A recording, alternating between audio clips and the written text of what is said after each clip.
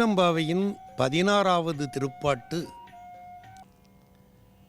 முன்னி கடலைச் சுருக்கி எழுந்து உடையாள் என்ன திகழ்ந்து என்று தொடங்குகிற ஒரு முற்றுருவகப் பாட்டு என்று அறிஞர்கள் இந்த பாடலை பெருமக்களே நமக்கு அடையாளப்படுத்தி இருக்கிறார்கள். நாட்காலையில் எழுந்து வீதிகளிலே இறைவனினுடைய பரந்துபட்டு கிடக்கிற புகழை பாடிக்கொண்டு வந்து நீர்நிலையின் கண்ணே நீராடி அண்ணாமலை பெருமானுடைய தாழ்மலர்களிலே பெண்கள் சில விண்ணப்பங்கள் வைப்பதுதான் திருவெம்பாவையினுடைய உள்ளீடு என்று நம்முடைய பெரியவர்கள் எடுத்து காட்டுகிறார்கள். மலை இருள் உற்று உறங்காமல் மண்ணு பரிபாகர் சலம் முழுக வருக எனச் செப்பல் திருவெம்பாவை என்று முன்னோர் இதற்கு ஒரு குறிப்புரை எழுதினார்கள். நாம் தூங்குகிற தூக்கத்திலிருந்து நீங்கி எழுந்து வந்து நீர்நிலையிலே நீராடி என்று புறச்செய்தி சொல்லுகிறது பாட்டில். இதை ஆராய்ந்து இதற்கு ஒப்பற்ற உள்ளீடு எழுதியவர்கள், நாம் மலம் என்பதாகிய இருளின் கண்ணே உறங்கிக் கிடக்கிறது ஆன்மா, மலையிருளுற்று உறங்காமல் இந்த குளம் என்ன மண்ணு பரிபாகர் அருள், மண்ணு பரிபாகர் நிலை பெற்ற பரிபாகத்தை தருகிற பரிபக்குவத்தை நமக்கு தருகிறவனாகிய பெருமானினுடைய அந்த ஒப்பற்றதாகிய திருவருளில் நீ ஆடு என்று சொல்லுவதுதான் திருவெம்பாவையினுடைய உள்ளீடு என்று எல்லா திருவெம்பாவை நூல்களிலும் இந்த குறிப்பை முன்னே எழுதியிருப்பார்கள், நீங்கள் படித்திருக்கலாம். ஆனால் இந்த பாட்டுக்குள்ளே சொல்லப்பட்டிருக்கிற 2 பிரார்த்தனைகள் என்ன? இந்த பெண்கள் எதற்காக இந்த நீராடலை மேற்கொள்ளுகிறார்கள் என்று கேட்டால், அது திருவெம்பாவையிலும் சரி திருப்பாவையிலும் சரி இந்த 2 செய்திகளும் செம்மையாக பாவைப்பாடல்களுடைய உள்ளீடாக அமைந்திருப்பதை நம்மாலே பார்க்க முடிகிறது. இந்த இளம் பெண்களுக்கு அளவிலாத சமூக நாட்டம் இருந்தது என்பது இந்த பாடல் வெளிப்படுத்துகிற முதல் செய்தி. 2வது செய்தி, பெருமானினுடைய திருவடிகளில் வைத்த அன்பு, பத்திமை, நீராடல், வழிபாடு காரணமாக கொஞ்சம் தன்னலத்தோடு வரப்போகிற காலங்களில் எங்கள் கழுத்தில் ஒரு தாலி கட்டப் போகிறவன் உன் திருவடிகளிலே அன்புடைய ஒருவனாக எங்களுக்கு வாய்க்க வேண்டும் என்கிற இன்னொரு எதிர்பார்ப்பு. இந்த 2ம் தான். அப்ப உலக நலத்திற்காக மழை தந்தருள், எங்கள் எதிர்கால நலத்திற்காக உன் திருவடிகளில் அன்புடைய ஒருவனை எங்களுக்கு கணவனாகத்தா. இந்த 2 தான் அடிப்படை. அதில் இந்த பாட்டு 16வது பாட்டு, இந்த சமூகம் வாழ்வதற்கு நல்ல மழையை தா.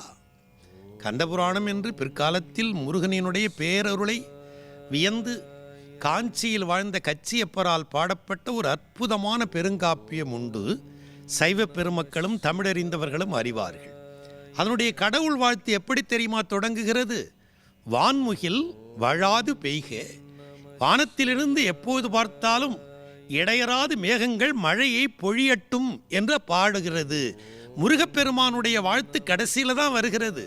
ஆனால் எடுத்த உடனேயே இந்த இலக்கியக்காரர்கள், சைவ வைணவ பெருமக்கள் எல்லோருமே இந்த உலகம் வாழ வேண்டும், மனிதகுலம் வாழ வேண்டும், அவர்கள் எல்லா நலன்களும் பெற்று வாழ வேண்டும், அறியாமையிலிருந்து விடுபட வேண்டும், அதற்கு இறைவனினுடைய திருவடியும் திருவருளும் துணை நிற்க வேண்டும் என்று கருதுகிற கருத்து படைத்தவர்கள். இன்னும் சொல்ல போனால் மனித குலத்திற்கு இறைவன் ஒரு தேவைப்படுகிற பொருளாக இருந்தானே தவிர இறைவனினுடைய கட்டுப்பாட்டுக்காக தேவைக்காக மனிதன் இல்லை என்பதை சொல்லாமல் சொன்ன இலக்கியங்கள் இந்த திருவெம்பாவையும் திருப்பாவையும் என்று அறிஞர்கள் நுட்பமாக இதற்கு குறிப்பு எழுதியிருப்பதை நான் படித்து மகிழ்ந்திருக்கிறேன். இப்பொழுது அவர்கள் போய் நிற்கிறார்கள் குளத்துக்கரையில். கருத்த மேகங்கள் வானத்தின் கண்ணே மெல்ல நகர்ந்து போகின்றன. அவ்வப்பொழுது அதிலே ஒரு மின்னல் வெட்டு வருகிற காட்சி இவர்களுக்கு தெரிகிறது. மெல்லிய இடி ஓசை வேறு அதிலிருந்து வந்து கொண்டே இருக்கிறது. இதை இப்படி எடுத்து எட்டி பார்த்துவிட்டு கொஞ்ச நேரம் கழித்து பார்த்தால் அதிலே அழகாக சூரிய கதிர்கள் வருகிற காட்சிக்கு கட்டியம் கூறுவது போல் 7 நிறத்தில் வானவில் வேறு தோன்றுகிறது. நமக்கு இது மேகத்தின் காட்சி. ஆனால் பெண்கள் எல்லாவற்றையும் இறைவனாக பார்த்து பழக்கப்பட்ட பழுத்த மனத்து அடியவர்கள். அவர்கள் அடியவர்களோ இல்லையோ, அவர்களை நமக்கு அடையாளப்படுத்துகிற மாணிக்கவாசகருடைய திருவுளம் அவர்கள் வாயிலாக வெளிப்படுவதை பார்க்கிறோம். இந்த மேகம் அதிலே இருக்கிற காட்சிகளை பார்த்துவிட்டு பாட்டு எப்படி சொல்லுகிறது? மேகமே முன்னி கடலை சுருக்கி நீ புறப்பட்டு போய் கடலுக்கு மேலே நின்று, முன்னி என்றால் முற்பட்டு சென்று கடல் பகுதிகளுக்குள்ளே சென்று முன்னி கடலை சுருக்கி கடலினுடைய தண்ணீர் அளவையே கொஞ்சம் குறைய வைக்கிற அளவிற்கு தண்ணீரை நீ கடலிலிருந்து முகந்து கொண்டாய். முன்னி கடலை சுருக்கி எழுந்து வானத்தின் கண்ணே மேகமாக எழுந்து நிறைய குடித்துவிட்ட காரணத்தால் எப்படி இருக்கிறாய் தெரியுமா? கண்ணங்கரேர் என்று நீ இருக்கிற காட்சி உடையாள் என்ன திகழ்ந்து, எம்மை உடைமையாக கொண்டிருக்கிற எம் பெருமாட்டியாகிய உமையம்மை. சைவ சம்பிரதாயத்தில் அம்மை கருப்பு நிறமுடையவள், பெருமான் சிவப்பு நிறமுடையவன் என்று சொல்லுகிற ஒரு மரபு உண்டு. அந்த அடிப்படையில் உடையாள் என்ன திகழ்ந்து, அவளுடைய திருமேனி போலே மேகமே நீ கருத்து வானத்தின் கண்ணே எழுந்து, எம்மை ஆளுடையாள், எம்மை ஆளாக கொண்டு அருள் பாலிக்கிறவளாகிய இந்த தலத்திலே எழுந்தருள் இருக்கிற உமை பிராட்டி இருக்கிறாளே, அவளுடைய இட்டு இடையின் மின்னி, இடையை சொல்லுகிற நேரத்தில் மின்னலினுடைய ஒசிவு போன்றிருந்தது என்று சொல்வார்கள். சின்னஞ்சிறு பெண் போலே தமிழ்நாட்டு சிவாலயங்களிலேயே மிகச்சிறிய அம்பிகை வடிவம் திருவண்ணாமலையில் இருக்கிற உண்ணாமுலை தாய்தான்.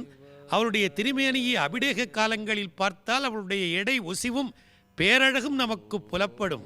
மாணிக்கவாசகர் நெடுநாள் திருவண்ணாமலையில் தங்கியிருந்து அந்த தலத்தை இந்த அருமையான இலக்கியத்தின் மூலமாக பாராட்டி போற்றியவர். எப்படி இருக்கிறதாம் பெருமாட்டியினுடைய இடை என்று சொன்னால், எம்மை ஆளுடையாள் இட்டிடையின், இட்டிடைன்னு சொன்னால் மிக மெல்லிய இடைன்னு அர்த்தம். அப்படி இட்டிடையின் மின்னி பொலிந்து, மின்னலும் பொலிகின்ற தன்மையும், மின்னலிலிருந்து ஒளி தோன்றுவது போல மின்னி பொலிந்து. இப்போ மின்னல் வந்து விட்டதென்றால் அதற்கு பிறகு ஒரு இடியோசை வருமே, அது அந்த ஓசை எப்படி கேட்பதற்கு அருவருப்பாக சத்தமாக பயமுறுத்துமே.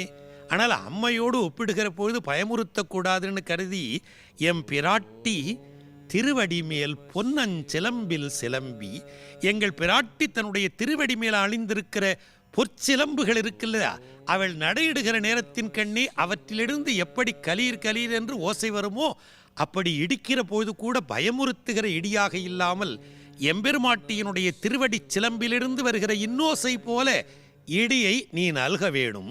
மேகத்துக்கு கட்டளை போடுகிறார்களா? அப்படி மின்னி பொலிந்து எம்பிராட்டி திருவடி மேல் பொன்னஞ்சிலம்பிற் சிலம்பி திருப்புருவம் என்ன சிலை குலவி. அவளுடைய வளைந்த புருவம் எவ்வளவு பேரழகாக இருக்கிறதோ அதுபோல வானத்தின் கண்ணே நீ வண்ண நிறமுடையதாகிய வானவில்லை தோற்றுவித்து எம்பெருமாட்டியினுடைய இந்த அற்புத புருவத்தை நினைவூட்டுகிறதாம் வானவில் என்று எம்பிராட்டி அவளுடைய மிகச்சிறந்ததாகிய நம்மை ஆளுடையாள் தண்ணீர் பிரிவிலா எங்கோமான், அவளுடைய அழகான புருவம் போலே நீ சிலை குலைவியதற்கு பிறகு அடுத்த வரிதான் அம்மை அப்பனாக ஒன்றாகச் சேர்த்து வழிபடுகிற திறமெடுத்து சொல்லுகிற மிகச்சிறந்த வரி, சைவ சம்பிரதாயம் கொண்ட வரி. ஏதொன்று வேண்டுமானாலும் சைவத்தில் விண்ணப்பிப்பது சிவபெருமானிடம். ஆனால் விண்ணப்பிக்கப்பட்ட பொருளை எப்படி வழங்குவான் என்றால், அவன் பாகம் பிரியாதிருக்கிற பெருமாட்டியாகிய சக்தி மூலமாக. அவன் சிவனே என்றிருப்பான், அவள்தான் எல்லாவற்றையும் வழங்குவாள்.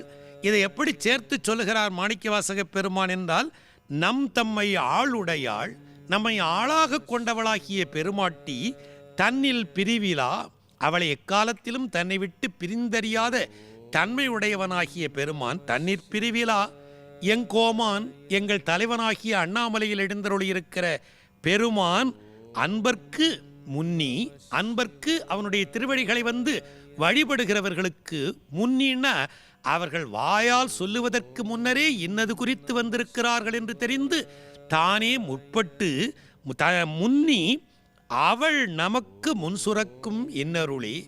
அவர்கள் வேண்டுகோள் வைக்க, அந்த வேண்டுகோள் வருவதற்கு முன்னரே இவன் கஞ்சாடை காட்ட, பெருமானினுடைய கஞ்சாடை கிடைப்பதற்கு முன்னரே அடியார்க்கு இவள் வாரி வழங்க, எப்படி எங்கள் பிராட்டி வாரி வழங்குவாளோ தன்னிற் பிரிவிலா எங்கோமான் அன்பர்க்கு முன்னி அவள் சுரக்கும் இன் அருளே என்ன மழையே நீ பொழிவாய் என்று பெருமாட்டியினுடைய கருணை போலே மேகமே நீ பொழிந்து இந்த மண்ணை வாழ்விக்க வேணும் என்று கருதுகிற கருத்து படைத்ததாக இந்த பாட்டு நடையிடுவதை பார்க்கிறோம்.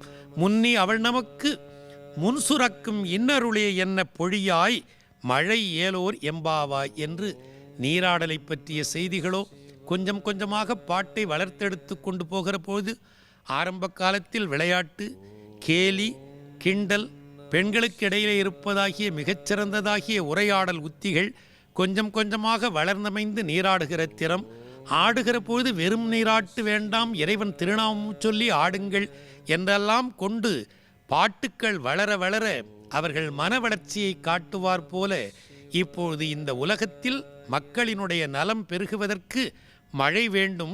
அந்த மழை எப்படி இருக்க வேண்டும்? எம்பெருமானினுடைய திருவருளால் எம்பெராட்டியினுடைய கருணை இந்த மண்ணை எப்படி வாழ்விக்கிறதோ அப்படிப்பட்ட மழையை மிகச்சிறந்ததாகிய மேகமே நீ வழங்க வேண்டும் என்று சொல்லுகிற மிகச்சிறந்த பாட்டாக இந்த பாட்டு அமைகிறது. இதே போல திருப்பாவையின் கண்ணேயும் ஆழி மழைக்கண்ணா என்று தொடங்குகிற பாட்டு அழகாக இந்த மழையினுடைய அழகையெல்லாம் வேண்டுகோளையெல்லாம் முற்றுருவகமாக தருவது போலவே இவை இரண்டும் அமைந்திருப்பதை பார்க்கலாம். எனவே சமூக நலம் குறித்த உன்னதமான மழை வேண்டி அந்த விண்ணப்பத்தை பெருமானினுடைய திருவடிக்கு வைக்காமல் மேகத்துக்கு வைப்பது போல் வைத்து முன்னரே அவன் திருவருளை பெற்று மகிழ்ந்திருக்கிறவர்கள் எம்பெருமானினுடைய குறிப்பறிந்து எம்பிராட்டி எங்களுக்கு வழங்குவது போல் மேகமே நீ மிகச்சிறந்த மழையை வழங்கி இந்த மாநிலத்தை வாழச் செய் என்று வேண்டுகிற வேண்டுகோளாக அமைந்த அற்புதமான 16ஆம் திருப்பாட்டு புலர்காலை நேரத்தில் நம்முடைய நெஞ்சத்தடத்தில் மிகுந்த மகிழ்ச்சியை ஏற்படுத்துவதை பெருமக்களே நம்மாலே உணர முடிகிறது.